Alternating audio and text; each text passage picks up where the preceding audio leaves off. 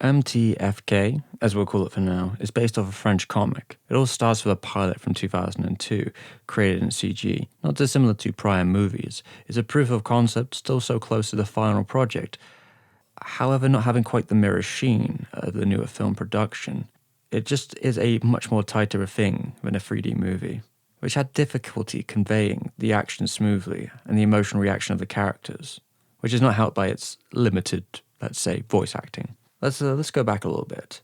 Ankama Animations was created in about 2007, and itself is used to publishing comics and games, but then it came into this sort of drawn environment. The studio's work does have its own feel about it, which suddenly puts us in line with 4C.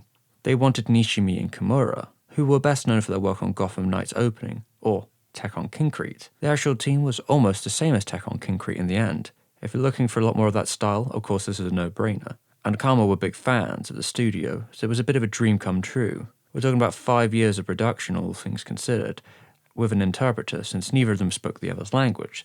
Sometimes these meetings would go for 7 hours while the team was visiting. Singolin was brought on as a sort of quick visual reference man while translating to try and get the idea of what the picture should be.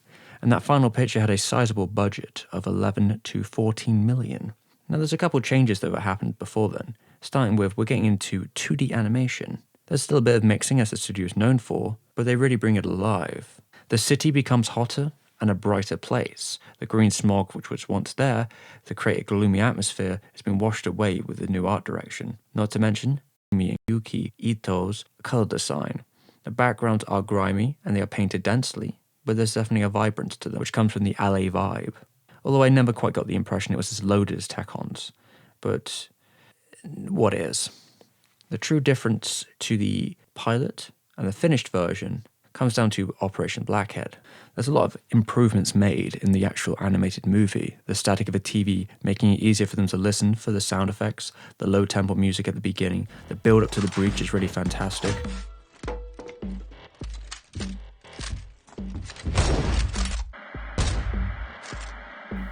And then going straight into the dubstep when the action goes, the specific sound of the guns hitting, the boarding as a whole is really tight, the motion blurs or the handheldiness to give it sort of a dramatic feel.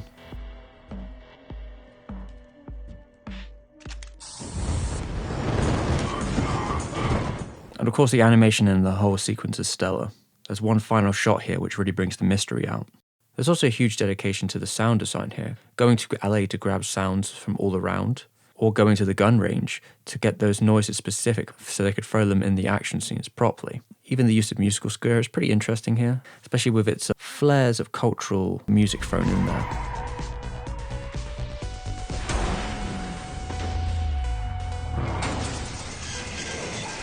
Oh shit! But mainly it kind of gives that sort of John Carpenter vibe. This one also comes closer to Tech on Concrete when it comes to merging the worlds of 2D and 3D. Because the director himself had no experience with 3D, he left it strictly to those directors, and they do a good job of all the background setting dressing. When they use 3D, a lot of it has to do with projection drawings on 3D surfaces, which the studio is known for doing. But the cars and other backdrops can use 3D at times as well, and it's all to good effect, especially when it comes to characters. The officers are very accentuated in their shapes and the design of their masks, which makes it easier for them because they're a bit of a caricature. So you don't have as much work to do in your brain to make them feel cohesive with the world. There was a bit of a minor controversy that surrounds it. Considering it's something made by a Frenchman and Japanese studio, the question sort of becomes about appropriation, or worse, maybe a racist caricature. And I want to say that, technically the main character here isn't even human, but an alien hybrid. And as said by certain bloggers here, he's not necessarily a stand for any specific race. He's kind of a poor working class guy who's barely getting on and living in squalor. I was almost suspecting a kind of Boondocks vibe from it all, and it kind of almost got there, but it missed the landing. Because outside of the three main characters, it's a bit hollow overall. While they mention GTA, I do wonder sometimes the cultural takes from this movie isn't much deeper than San Andreas, with the pop-offs and the shootouts and the insane chases, which are a ton of fun to watch, and credit to the boards and the animators that brought the sort of momentum that the movie is always pushing. But when it's trying to be serious, I'm inclined not to vibe with it as much. But none of these characters, especially the gangbangers, are as interesting as reality, let's say. God said you me pizza. God bless you. And remember, Never commit suicide. Everything gonna see all right.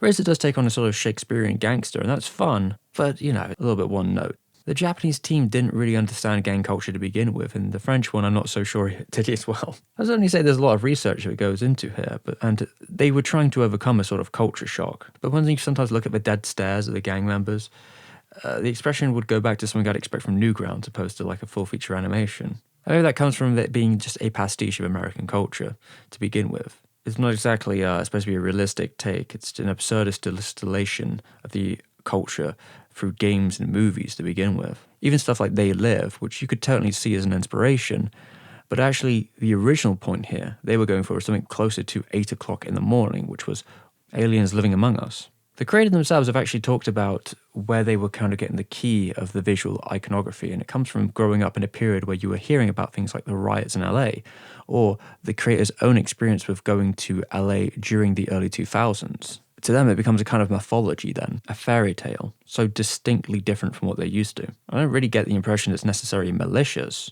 but I'm probably not the one to dictate where it is in terms of that, for obvious reasons.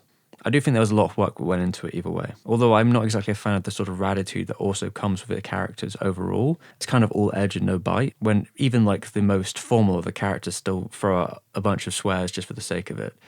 It's a little bit pubescent in its language there. There's an art to it, there's an art to getting that sort of language correct. But the movie itself kind of just revels in the grotesqueness of it all, visually and audibly. The team certainly had a hard time getting used to these designs and working with them. And specifically the main three characters were designed in such a way to stick out among everyone else because they're really at the bottom of the barrel. It really does wear this sort of comic book feeling on its sleeves, and even just down to its story structure, which is decidedly Western in comparison to what 4C usually does with its payoffs and its setups. It's very much a B-movie plot, and sometimes that kind of falls apart towards the end if you try and take it seriously, because of just like a core misunderstanding of how global warming even works. But I guess the film isn't really about that. I would say it's a step up though from what First Squad did, and it's the kind of project I'd like to see more from the studio. If they ever did like a sequel, I could totally see them using Singleton's sort of spin-off work. I think that would be interesting. He's a talent for sure, and maybe it would give it a bit more variety in terms of its characters. I think that this is a step in the right direction for 4C if they want to do more unique and stylized pictures with animators from all around the world. I'm not going to say this blew me away. I think it was exceptionally well crafted and put together, and that definitely elevated the original source material. But I don't know if I'd ever watch it again. Although I will say that the next one of these pictures that 4C did really brought them to new heights. Hello there, we have a cat over here. And you have just watched a 4Sember or a 4C month video.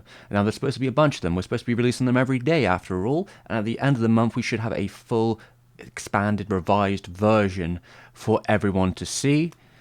If you want to keep checking them out, there should be a playlist probably on the screen, I'm guessing.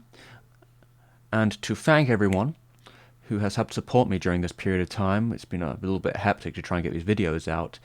I need to thank all my patrons who get exclusive content. I got a lot of stuff earlier, etc., etc.